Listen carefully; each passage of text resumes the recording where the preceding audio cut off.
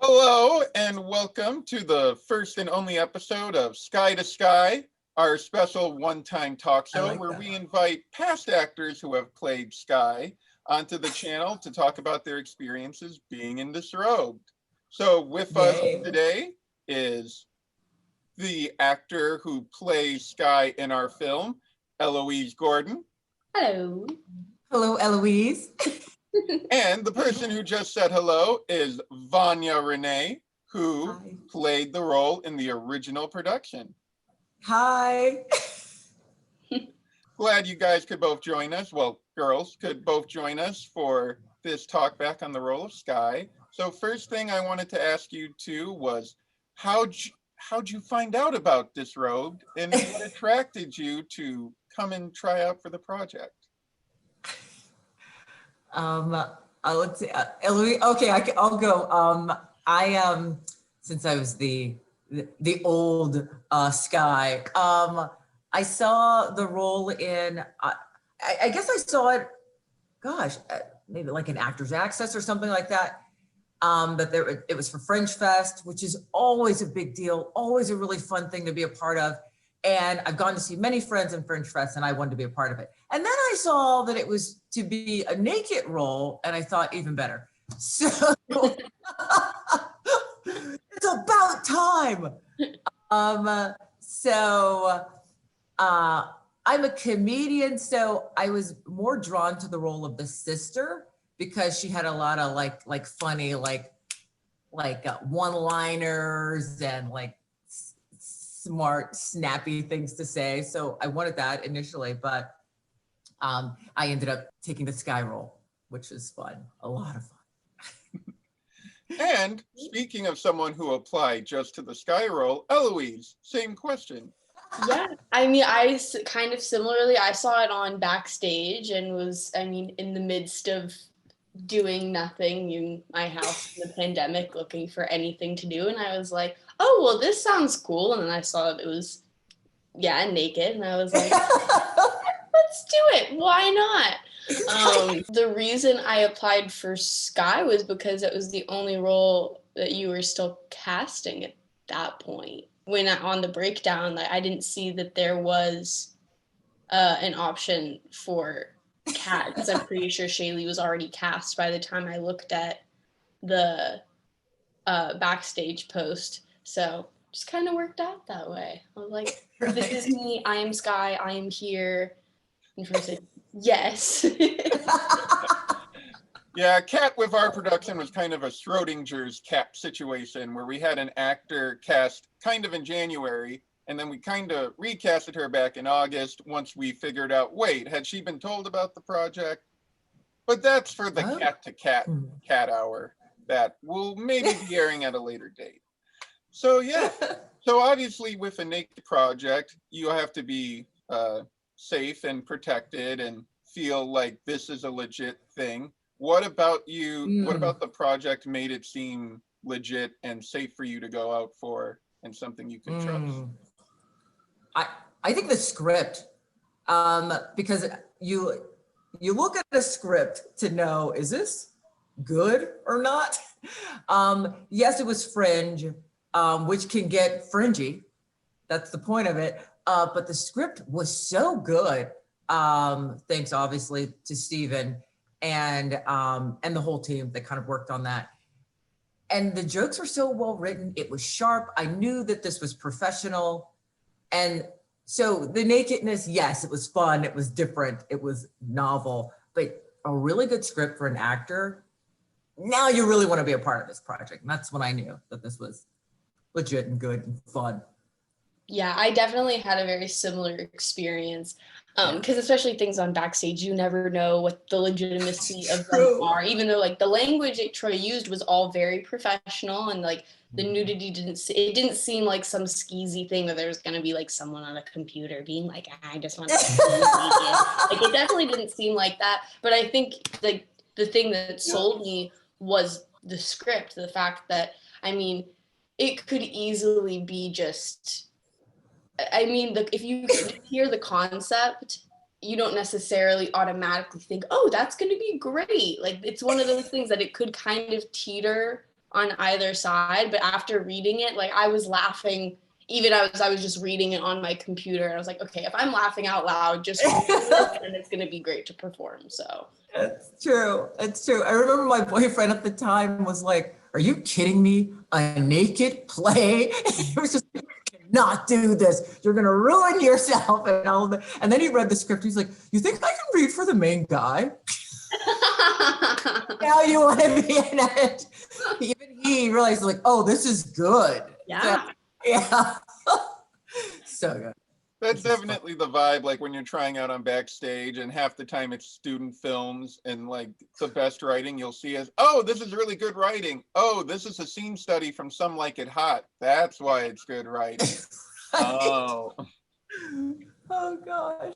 But yeah, so kind of pinging off that, what was your guys' like relationship and thoughts about nudity and social nudity and nudism and other words that start with the word new at the beginning? Like, what were your thoughts on that before trying out? I have always been a big, fan advocate for nudity, especially casual nudity, but I wasn't as exposed to social nudity outside of I've been to nude beaches and that's very comfortable for me, but that, I don't know, I never thought about being in a setting with people that's not on a beach and being nude together and having like conversations and like acting like everything's normal. I was like, wow, that's awesome. And we should be doing this more and talking about it more. So, yeah. Yeah, I don't think, I am very comfortable being naked and maybe too comfortable. I call the naked friend, like anytime my girlfriends come over and we're like have a party, I'm like, I'll be right back. And then I come out naked and they're like, come on. They're like, just like, this is gross, Vanja. Put on some clothes. I like to do that to like shock my girlfriends, but just like you, Eloise, I've never been on stage naked. Not in that kind of setting. I'm acting naked in front of people who are also naked. Also, are they going to be naked on the film version, or how does that work? Are you guys doing it live? Well, we're not doing it live. It's all pre-recorded. So we were all nude together, but we won't see like an audience. So I guess that's, in terms of like differences of productions, I think that's one of the big differences is there will most likely be a lot of audience members that are naked while watching it. Yeah. We won't get to see. Interesting. We'll never know, but that's like for an audience member watching this, it's like the safest situation. It's like, we won't know what people are doing on the other side, so you can feel free to just get cozy and just enjoy the show from the comfort of your own home. That was so different and amazing. That was a part of it that was really amazing. It was scary because you knew you were going to be naked in front of people with all your parts exposed and never a place to hide, on stage. So even when I sat down, I'm like, am I sitting down funny? Like I kind of have a role here. Like, are they noticing that you have to get all of those things out of your head? But they're also experiencing this as well, because there are some people that came out, that's the first time they've been naked in front of other people. Yeah. There was that shared. For the stage version, I don't know if Eloise, if you heard about this, but for the stage version, the audience had to be naked to watch it. Yeah, I remember you saying that because you went to one of the productions, Troy, right? I went to both of the casts at the time, so I saw Vanja at the end of the very first run, and then I saw the second cast as well. Oh yeah! Oh, she's so sweet. Yeah, they're How was that for you being a nude audience member? Like, there's that shared experience. Well, I'm adapting it for a film, so you loved it. Was a good Short answer. You're like, I loved it. I don't know. No, it was great. I liked how it was just everyone got to be like free and just got to experience it with you. It is kind of interesting narrative wise, because I feel like it definitely puts the audience already at like on the side of Skye and her family. So Eric really is the odd man out. Like Interesting. Playing Eric in a show like that, because you would often be like the only person clothed for part of it, and like everyone would be against you. So it's like, Right. yeah. Oh, I didn't think about that. That is very interesting. But they probably also could feel his pain and nervousness, and because they probably felt that as well, that discomfort. So there was probably a shared discomfort with him maybe at the beginning, I would think. So I don't know, that's really interesting. I never thought about that. I don't know. Plus, that's just me being weird, because I was like, oh, this is my first socially nude experience. I should be conversational. So I'm like trying to talk to the people next to me. I'm like, how are you? Enjoying the show? Okay. But then, of course, some people, I didn't really talk to those people who were doing this, but some people were like, please, I'm just here to see the show. Yeah, it was. It really threw me off. I got to tell you, the first time, I mean, with each other, because you start to have such a friendship, you get very close to your other castmates because you're all new. You know how that goes. Mhm. Eloise said, when we get on stage for the first time and look out at strangers who are now nude, I got to admit that threw me off. I was like, oh my God, this is happening. I mean, it's the whole thing. It's like, oh, if you're nervous, imagine the audience naked. Well, there's no more imagining. That's like they're right, like they're really naked, and it's not helping me. But it was, you get into the groove, you get warmed up. And speaking of warm, it gets very warm. A lot of naked bodies together. It was very warm. It's very warm. But so much fun. So much fun. You get so close. You got friends for life now. I mean, Steven he's such a great guy. We're so close. Brian, the director. I mean, we're friends for life. Julie, Jay, Dave, Trevon. It's gonna happen. There's no way for that not to happen, I think. Yeah. What was the rehearsal process like for you guys? Was it like a long thing, or was it just like a couple weeks? It was, we had a lot of rehearsals. And we rehearsed the show full out. I think sometimes we rehearse the first half and the second half, but there was very little, okay, we're just going to rehearse this, or we're just going to rehearse that part. We were together a lot. And you just had to get very comfortable. For example, I had to go on stage without being gross on my period. And I'm thinking, wait a minute, I got to go on tonight. I was wondering about that. Yes. I mean, I wasn't on my period during any of the performances, but I was thinking about that. Like, how does that work? Sorry, Troy, this is not. Sorry, Troy. You'll fly on the wall. Don't mean to make right. Well, right. Yeah. Yeah. That was again, for someone who, this is not something that I do all the time. This is the first time I've had an experience like this. So actually, that was one of the first things I thought of. And it was, we made it through.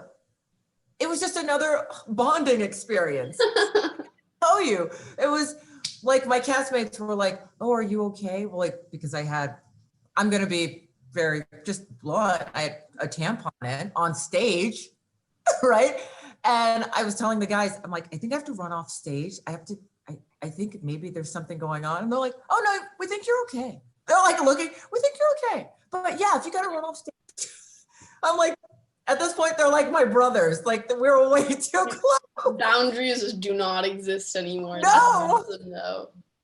No. Even during the rehearsal process, they're like, oh, are you okay? Yeah. Oh, you're period? Oh, fine. It's fine. We're all family here. I'm like, we are.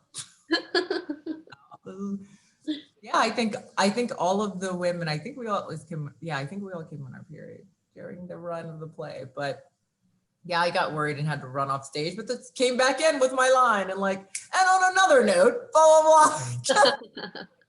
Very professional, yeah. Yeah. I was going to say, obviously, this is not my department in any way, shape, or form, but from what I've read, most like resorts where it's not even clothing optional, where like you have to be nude all the time, even they'll allow women to wear like a bikini bottom or something when they're on. So kudos to you for like powering through. I mean, that's Yeah. The show must go on.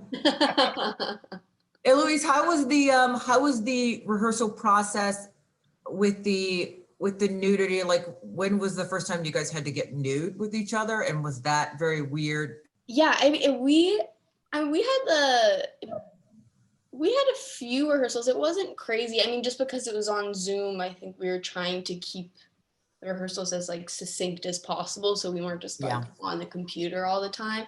I mean, was it the second full cast rehearsal that we all got naked together? The third, yeah. So we had a couple of times. We hadn't finished our read through from the second rehearsal, so that's why it felt like it was still the second, but we waited until the third. Everyone had So we did a full read through, everyone closed, so we could really got to know each other, which I think was great, because I mean, by the time we got to the rehearsal where we did Disrobed, which was like, we all came on camera with clothes on, and at the same time turned our cameras off, all got undressed, and then all at the same time came back on. So it wasn't like anyone was just like there naked for a second by themselves. It was very much, we were all in it together. But by the time we did that, I feel like we already had such a kind of sense of camaraderie built between us that it was really easy right off the bat.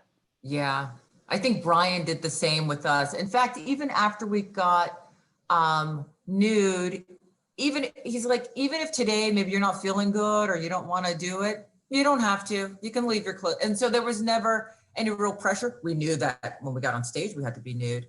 And he wanted to get it out the way pretty quickly. But if there was like a sense of, I don't know, today, okay, well, let's just continue with rehearsal and whenever. Yeah, Troy was the same. I mean, all of it was optional, but I think there maybe been only one time, at least for me, that I remember wearing clothes when it was optional. Everyone basically just stayed naked the whole time without any issue. I was gonna say, okay, this is just my memory. We had 2 clothing optional rehearsals, and I remember noticing the first one you wore pants, Eloise, and then the second one you wore just a shirt, and I was like, did she do that on purpose? Like, she's like, where's my shirt day? I remember that. Oh, that's funny.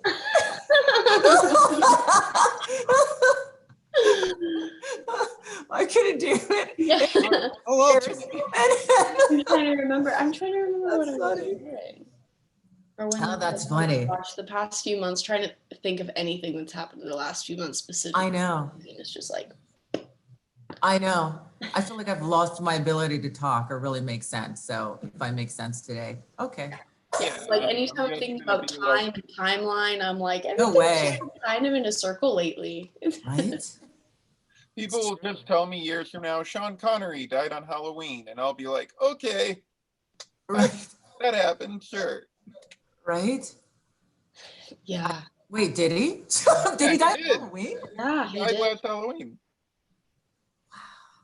There's so much going on. I know. And so, and that's why art is more important than ever. I mean, the tendency would be to, well, let's just, hunker down and do the important things or whatever. But art is important. This is not superfluous. This is not the fluff. This is what keeps us going. This is the essential work. And, art finds a way. We keep going. So, kudos to you guys for doing this piece and already getting, great write-ups on it, and I can't wait to see it. So it's important. Yeah, no, I completely agree. I think if anything that I learned from us all being inside and not being able to do anything is how important art and entertainment specifically is, like performance and theater, film, television. I mean, you talk to anyone, it's basically all they did in quarantine was binge TV shows and watch movies, and like, I remember when I went back to school and we were all on Zoom and people were talking about their experiences, and there are a lot of students, and I go to theater school, so all like actors being like, I don't even know if I want to do this anymore. My job seems so pointless. And I'm like, if anything, I feel like I am more affirmed in the fact that this is an important thing to do now more than ever, because like this is what's been keeping people going, you know? Like there is no one that's like, oh, I'm just gonna not watch anything for a few months because that's how I'm gonna, like, no. Right? They need it more than ever. Thinking like that. Yeah, no, for sure. I mean, you put it so well, but there's not even anything for me to tag. Okay, I did have a question because I did not know this until the last interview that we did, that in the production you did, Skye was not a scientist. No. Yeah, no, not at all. Yeah, wait, okay, so tell me, Troy, that's so new. Yeah. When Troy told me, I was like, oh, she has a job. Wait, so did she just? I love that. Was that not part of the like script or the plot at all? No, that's great. I mean, no, not at all. So did Steven write that in now? If by Steve you mean me, yes. Oh. Steven actually gave me a lot of free range, not to take over the Skye to Skye hour, but when I approached Steven with the project, I was like, well, we could do it as like Zoom plays where people pretend they're in the same place and they're just in the same thing. Or, you know what, it's such a new play that like, why don't we just remake it into a Zoom thing? And I felt on one hand, making the story about a Zoom call, besides being relevant, I also felt like, hey, it also means that it makes more sense for Eric to not know about the family, because it's one thing when you're flying cross country to meet them in their house to not know that they're like naturists. But then on a Zoom call, it made a little more sense. So I took the opportunity to go in and just kind of expand some characters, flesh them out. And the reason we came up for why Skye was not in the same place as Eric was because she is a scientist on assignment in Iceland when the quarantine hit. So she's studying how to freeze carbon dioxide. So that actually leads me to a question I kind of had, considering one of you had this whole backstory in the script, and in your version, Vanja, you didn't. Does that help construct a character with a backstory? Like, is that a big help to an actor when trying to get into the character's head a backstory, or do you prefer to just go off of what is in the text? Oh, for sure. I mean, you get scripts in many different ways. And, you know, this one, you know, had Skye is more of a, though the lead, but almost kind of playing second to Jay, I wouldn't say Jay, but to her husband to be, because he was the accountant and he had this life going and she was more of a student sort of following him. And, I mean, I think that makes her character stronger for sure. You give her a reason not to be there in the same room. And I think that's great. Vanja, you know, Vanja, I also bring myself. I sound like that. Oh, this is YouTube. I sound like a butthole. I also bring myself and my energy to a character. So my backstory as who she is in the script, you're going to bring it anyway. You're going to write it for yourself. I feel like my character was a strong-minded character with a strong-willed, and because I also saw it in there. I think the fact that I made the character kind of strong-willed was a nice change at the end when she decides to, I'm going to now be clothed because I support my man. I know I come off as very strong, but I love my man. And, you know, I'm going to do what it takes to keep him. I think that was a nice character arc, and it was a nice compliment to his character arc. So I made the character strong anyway, but love the fact that she was a scientist, and it would have been fun if mine was too. Oh, you're here. You're here, Eloise. I'm here. I'm like, okay. Oh, you went away? Yeah, my computer froze for a second. Sorry about that. So I Oh missed no, you were great. what you said. I just thought you Oh, were I really wonder- intently listening. I know. I was like, oh, this is good. I was like, the camera. You know, it didn't freeze on a bad face. It froze on a great face. So it's not was that horrible. Like, what if it was like? Oh, thank you. That's I was just like, no, I was just saying it was great that she had a backstory, and I just created my own, and I still brought my own strength to the character, which I think added to like the character arc at the end.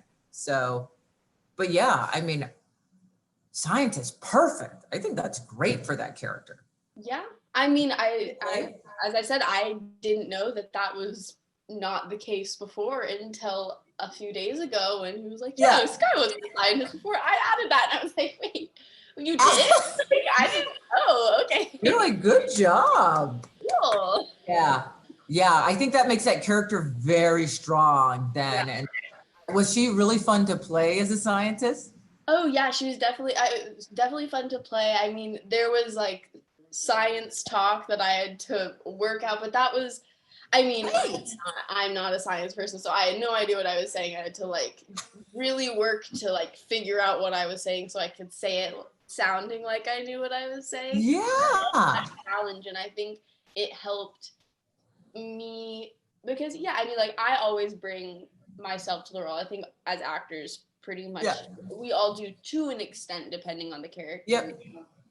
But I think having that just like little bit of information that kind of differed her from me, that we were on such like different worlds, it almost helped me find more commonalities. Yep. Okay, so this is a person that like, I am not a scientist. I don't know that many people that are in like the STEM fields, but how do I find commonalities with this woman? And I feel like that's where I found a lot of like her heart and her passion and like her love for Eric and her family was in that kind of needing to find the in-between.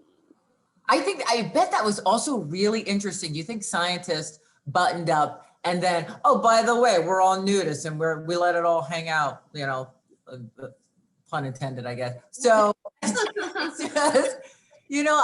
bet that was, that is a fantastic add to the character. Especially because like we were talking about in one of the other interviews, there's totally this idea that nudists are all super hippies and like blah, blah, blah, blah. So, and I mean, some of the other characters, like Axel's character is kind of for sure typical like hippie that you expect. So I think for her to have she's an environmental scientist, so that's also where I was like, oh, she's trying to save the world, she's trying to save the environment, climate change, so we can get naked. But like to have someone that has like a normal job, and then to have like an accountant that also believes ends up being a nudist in the end. I think it's so important to show that you don't have to be a certain type of person to be a nudist or enjoy nudism or anything like that. Yeah, I really learned so much about that, culture and naturism and the people and spending more time with them and really understanding that I get that. I mean, we instantly felt that connection. I know you guys did too. You feel that connection with each other. I'm like, oh, okay, to see this play out on a larger and larger scale, I get that. I get why people are drawn to this, and I really like this in the people myself. And so it was really a great experience. A lot of fun. Yeah. One question, speaking of the character of Skye, is before we completely move on from character stuff, is I would say Skye is the hardest character to play in the whole piece because she's very likable and you want the audience to kind of love her, but she also is keeping secrets from every person that you see her in her life. That's very interesting, yeah. What did you find was the key to playing the character, and what was like the core insight you both felt? Oh, Eloise, I'll let you handle that. I mean, I was going to say, I don't know if this is the right answer, but this is the answer that comes into my head. I think in the first like few read throughs I had a very specific idea of who Skye was, and I think that idea of who she was like very tied into who I am. And we were talking, you were giving me feedback, Troy, and it was a note that I don't know if it was from Steven, but it was from someone else that was in the read through in one of the rehearsals that day. And you said something to me like, Skye always seems so like biting, but she doesn't need to be. And I thought about that, and then I thought about, yeah, the way that she like keeps secrets and the way that like she's interacting with everyone, but then also trying to think about the love there. And I was originally kind of playing her almost like angry, like kind of like angry at her family that they weren't exactly what she wanted them to be, and then angry at Troy for him not being as accepting immediately as she wanted to be. But then when I was playing it, I realized like there is not really anywhere to go, and it also doesn't really make sense, because if she's just like mad about it, mad at all these people, then like none of this would have happened in the first place. So that really made me, I feel like, need to find the love. And Troy and I worked on this a lot, even in like retakes of like almost putting this facade like everything's okay, everything's gonna be fine, we're all gonna be fine, and like, ha, ha, ha, I might not be telling you everything, but like it's okay. And instead of being like like rolling my eyes at everything so much. Yeah, I kind of forget what the question was, but that's my answer. Well, It's so, I find that so comforting that you had a similar experience, because I didn't want to answer at first because that was the whole thing. They're like, they said the same thing about the character when I was playing it. Like, Vanja, she's too hard, she's too harsh. I'm like, well, you wrote her this way. Yeah, it's like when you look at the script, she kind of, lines are so sassy and sarcastic, you want to immediately kind of play her that way. Right? Like, you brought in a sassy actress and you gave her sassy words. What am I going to do? So, and, you know, and so it's so wild. Parallel to you, I mean, just like you almost, I had to find the love in the character and find that I was on my fiance's side, and that we were, you know, I love my parents, but I'm also very much on his side. I want to please my parents and I love them. And so I think I had to find that layer, and not worry so much, does the audience like me, but about, because they will, if you're just bringing in the love, my love for your fiance, and the love for my parents, especially not wanting to, you know, incur the ire from my father. And once they see that and that find that your struggle is really like, I love all of these people and I want to please everybody, then I think that's where the likability kind of shines. But just playing the lines like blah blah and whatever, and yeah, it was whatever. I don't. Yeah, because like when I went into being like, oh, this is a comedy, and like me and my brain, I'll just kind of automatically is like, oh, I'm funniest when I'm being sassy. So like, let me play up the comedy by playing up the sass. But then, yeah, you kind of lose the heart and the meaning. Yep. Of what the point is. And I think that's just like a testament to comedy. If you are playing the comedy, you're missing something. The comedy, especially in a well-written script like this, it should be there. You should be playing everything else and then just know that like the audience will laugh if you're playing the authenticity of the moment as opposed to playing for the joke. Oh, for sure. And you know, and I think in this piece, the heart of it, I mean, the comedy is there. And as comedic actors, you're going to pick up on that. You're going to grab it. But the heart of this piece is so important. The love struggle, because everybody's struggling in this piece because they love each other. Yeah. He loves his fiance. He wants to please her, but my God, girl, what have you got me into? She loves him. She loves her family. It's like, oh, I don't know what to do. Fine, I'll be a textile now. You know, I'll be a person that wears clothes. So it's so good that way, and that's what makes it such a well-written piece. And testament to you for picking up on that, and so well-spoken, well said. And that's exactly the same thing I went through with the piece. Yeah. That's so cool. That's cool that we had similar experiences, even though I thought I was the only one, thank God. Ideas and even kind of different characters, but like that's when you know it's a good script, because it's like me being in theater school with all the like TTT like definition and everything in my head. Like if a spine of a story is that strong, any director and any actor should be able to pick it up and do something different with it, but have it still like hold that same chord through and through. Yeah. Good stuff. Yeah. I'm not the only one that's at the beginning with that. When the person who sent me that note, because I asked them, I was like, please, if you have any notes, give them to me. So, because I'm the director and I'll give them to the actors. He did say, every actor who has ever played Skye has gotten this note. And I'm like, okay, well, you wrote the character that way. Write it differently. Steven won't see this, Willie. No, he's writing this ship. But hey, but it just takes some smart actresses to get through that. So yep. To take the direction and ultimately push it towards. I mean, I'm like, how would you head it off in the next round? I guess. I mean, you can't let a director know. The next director will like, this character tends to be sassy at the beginning, but you just have to direct them toward the heart. The key is clearly to never recast. Yeah. Keep it going with the same cast forever. It'll be like, it'll just go on forever. Just do Jesus Christ Superstar. Ted Neely never needs to stop playing Jesus. He just has been playing that role since 1973, and he's just going. Perfect.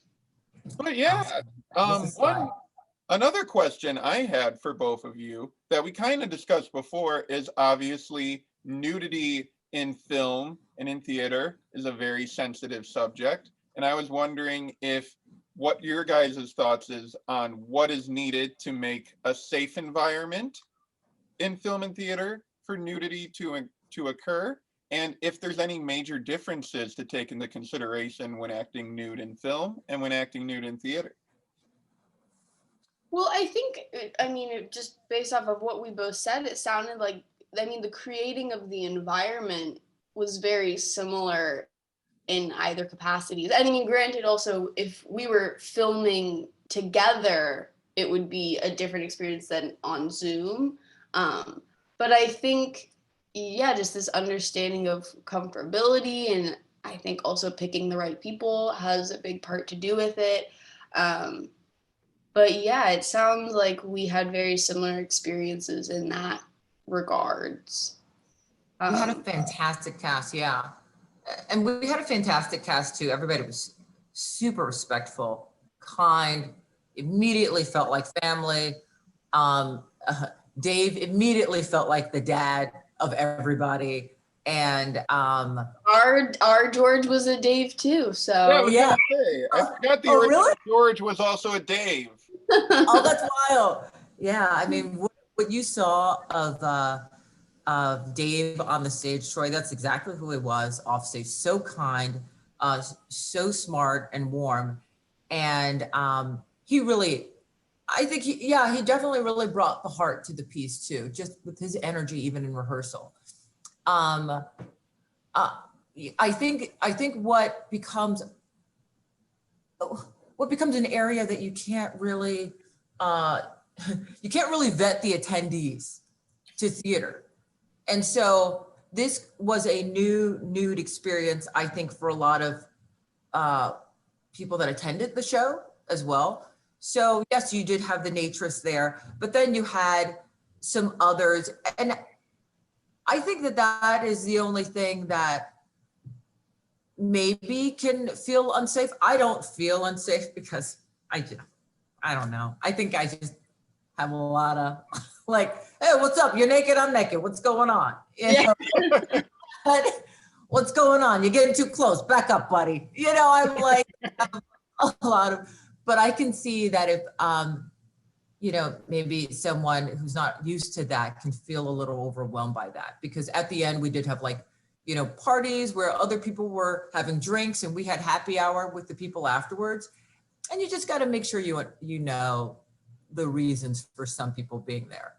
That's the only part. The theater part is I think that's a harder venue. For the most part, I would say 99% fantastic. But then there's a few, you gotta vet. And I don't know if you can, I don't know if you can keep that from happening. I don't know what you do there, right?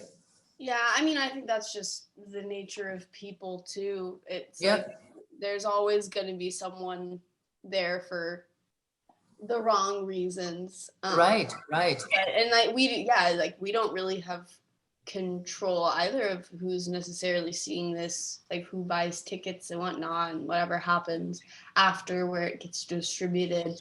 Who knows who will see it? But I think people are good and they're there to also have a great experience. I mean, most of my friends that left that had never been nude in this kind of environment before, they felt sort of like it was a religious experience. Yeah. They were like, I've never done this. I feel comfortable in my body for the first time around other people. And that was a lot. That was just a magnificent experience. So unfortunately, there's some people that will damper that experience, but for the most part, it was a beautiful experience for everybody that attended. Yeah, I mean, I just remember as one of the attendees, like, full disclosure, I went to the ones at the after party so I could get free cheese. Like, this was my main incentive. I'm like, I want that cheese. Cheese and wine, exactly. I know the group themselves, the naturist group, they vet the people that come in. Unfortunately, at a theater thing that's open like this, you can't really do that. But I mean, both approaches have their drawbacks. I feel like not drawbacks, strengths and drawbacks. Yeah. They're not both just drawback only. And I feel like while we don't have that sense of community and sharing in it that the theater version has, I think the safety in just kind of seeing the film as its own thing and not necessarily having to interact or get personal with those strangers in the audience should make people feel almost safer about just seeing a new story in a way and trying something new. Yeah, as an actor, we've talked about this a bit, there was definitely, I think, a sense of comfort in the Zoom verse that like we are our own camera people, so that we had complete control over what was being seen. So like for the majority of the film, I would say like this is basically like all of what you're seeing of me. I mean, that's just kind of the nature of Zoom, which definitely made it easier to feel free. So I mean, it's very different from being on stage, like what you were saying, like you are out in the open, you have nowhere to hide. It's just but see, it's so crazy because neither did they, and that was the shared, that was like a contract we were making with each other. Like, you're nude, I'm nude, we're doing this, and like this is a shared, almost like Burning Man experience. And I mean, it was packed. I mean, there were people sitting on towels on the floor, like just to see the show. There was a line out the door. It's like everyone's willing to take this plunge with us, and that made us even more committed. So that was fun. But yeah, there are benefits and drawbacks for sure, and that's part of art. Yeah, that's fun. The pros and cons, I mean, you could go back and forth about the pros and cons of theater and film all day. And I feel like this production you could do that too, Well, film pro has good Spider-Man movies. Theater con has one bad Spider-Man play. So there you go. I don't know. There was a lot of people got hurt. Yeah, my junior year, for like second semester, Glenn Berger, the guy who wrote the book for Spider-Man Turn Off the Doctor, he wrote a tell-all, and I mean tell-all book about the production. Really? It was required reading. Our entire grade had to read it our junior year, and I mean, I could just keep kind of bulging my eyes forever. When I'm reading that. I haven't read. Oh my God. All right. Incredibly entertaining. Oh, I love theater gossip. I highly recommend it. Oh my God, I love theater gossip. He's like, okay, I'm gonna look it up. It is a book of just gossip, basically. Like, destruction and gossip and like oh my God, and confusion and oh my God. Oh, and you do not want to be confused when you're working on a show like that. Yikes. Yeah, we won't have any chapter in the Disrobed making of book where it's like we thought the actor playing Skye was dead for 5 minutes. We were scared to check. She had cement next to her. She wasn't being sassy for 5 minutes. We're pretty sure she was dead then.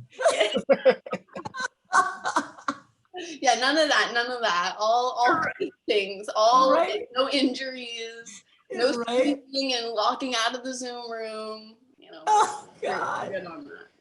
Oh God. As actors who did an experience like this, who made kind of a nudist play, playing these nudist characters and engaging in social nudity, what are your thoughts on social nudity and nudism and naturism going forward in your life? Love it. We'll find time to do it when I can. Yeah. I mean, it's definitely something that I mean, as a writer myself, like I want to be able to incorporate in everything that I do. I mean, I felt that way before doing the production, but I feel even more affirmed in that coming out of it. I mean, I've talked a lot to my friends about it, and you know, it's slowly planting the seeds of like, well, what if we all just like we're naked? Because like, I mean, me and my girlfriends especially, we like are very often either just in our underwear and like very little clothing. I'm like, it's not that far of a stretch from how we already hang out a lot of the times when it's just us hanging out. So yeah, we'll see what the future holds. Yeah, I feel like people are in constant search of their I call it their B people, like that Blind Melon video where they had that, you know, the visual of the girl who she's just like a bee the entire video, and at the very end, and she's weird to everybody, but at the very end she goes through a gate and there are a bunch of other people dressed in bee costumes just like her, and her eyes bulge out just like my, and so I think about that. I was like, we're constantly looking for our bee people, and the people you can be naked with, I guess, but naked in whatever sense, you know, other Star Trek nerds or other people that like, I don't know, going to Disneyland, or people that like to be naked. Like you're looking for that group that you can be comfortable and yourself and all out with. And I see that here and I get that. You're just, you know, instantly let go of the whatever front. Yeah, absolutely. You know, that we have, and it's just let down your guard. It's great to be able to do that. Excellent. So my final question, unless anyone else has anything else to say, is what piece of advice would you give to either actors or audience members who might want to get involved or see Disrobed in the future? Well, I mean, if you buy tickets for January 15th, 16th, or 17th, you can go to disrobed2021.com and get those there if you want to, you know. Very nice. Very, very nice. Very, very nice. You know what? I actually do have a question for you guys. What led you to do a recorded version as opposed to a live version on Zoom of Disrobed? Did you just think that was better?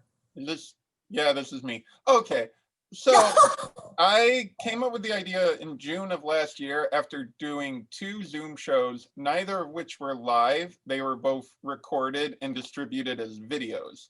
So that had been the only way I had done it. And later on in fall, I actually did do some Zoom shows and may even do some Zoom shows in the future.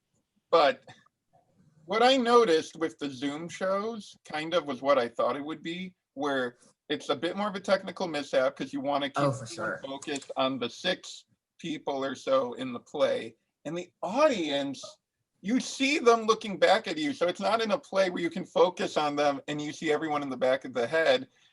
No, in this, you're seeing everyone's face. And, you know, and most people are like, even people watching me watch your conversations, it's just like, it just looks very like, you're like, it ruins the vibe because it's like, what are all these people doing? And for Disrobed, apparently Brian and Steven had thought about doing a Zoom version when pandemic hit, but then they nixed it because they felt without the nude audience, which you can't really do on Zoom, because as you said, you're not vetting. And while some people might feel more comfortable and safe in the comfort of their own home, it also is, you don't want anyone to go look at the audience and see some guy like doing, Gotcha. You're right. Like, you don't want to see that. And also, even if it was somehow we got all the videos off, if someone sent a comment, like, just to be safe for our rehearsals, I disabled messaging to anyone except for me, because I'm like, you don't want someone messaging someone lewd or doing anything like that, because even if the actors were 100% thick-skinned and could deal with that, you have an audience member who this is their first exposure to something like this. And this right. You don't want them chatting, right? Yeah. Yeah, for sure. For sure. With Zoom film, show that. Oh, yeah. Besides, with film, we can basically keep showing this. Like, for now, we only have these 3 days, but who knows what the future will hold for the Disrobed cinematic. Encore weekend. Encore weekend. Right? You guys can keep going, and you don't have to be a part. I know, I love that. So great in that way. And sure. Eloise and everyone else gets a cut of the profit. So, you know, if we need any money, we just quickly. Go to Disrobed 2021. 2021 numbers. I know. We'll get used to saying that. Yeah, I know, it's so weird to think to that. 2021. Like, people keep saying last year, and I'm like, last year was 2019. Yeah. See where my brain is. Any final thoughts you'd like to leave us with? I just thank you for letting me be a part of this. This is very sweet of you, very kind. Great meeting you, Eloise. Oh, why am I saying that wrong? Eloise. Sweets. Eloise. That's it. Eloise. Oh my God, I'm so embarrassed. Eloise. You are okay. Very common. I get Eloise, I get Eloise. I'm like, starts with the L, ends with the Z. Eloise. Well, I'm typically the name that everybody gets wrong. And no, he's done that today. So I think, no, I mean, this is wonderful to be a part of. Thank you so much. It was wonderful to hear about your experience on the show, and then how we had some parallel experiences. That made me feel better. I'm like, am I a bad actress or something? Like, I'm like, why am I not getting this at the beginning? And then it slowly, you slowly warm up to it and layer it. But yeah, it's good to know you're not alone on that, especially someone who is obviously a terrific actress like you are. And Troy, I can't, I love that you wrote her as a scientist. I mean, I think you guys done such great work with this. I cannot wait to see it. Oh, thank you. Yeah, it was so nice to meet you. It was really great talking to someone else who's played the role. You don't get that experience very often, especially in work. So, yeah, it was so nice to meet you. Yeah, awesome. It was so great having you two together. Like, as you've already said, the one challenge with casting was I was like, how are we going to top the stage cast? And we definitely, you both are so excellent in such a vital role. And thank you so much for sharing your talent with us and your time. Oh, thank you. Right. All right. So you heard that, everyone. Go and buy a ticket at www.disrobed2021.com. Buy a ticket. Right now. We'll be sassy if you do not. We'll be so sassy. You will get all of this out. We'll be sassy. Both Skies will call you up sassy and. It'll be the face that you see. You'll be me. Right. The last face you see before you die will just be Eloise frowning. They're like, They're like, we like that face though. Yeah, so avoid that and go to disrobed2021.com. Excellent. Excellent. Awesome. Take care, everyone. Hope you're enjoying your new year or nude year. Don't know Nude how year. long that Never long heard that one will last. that.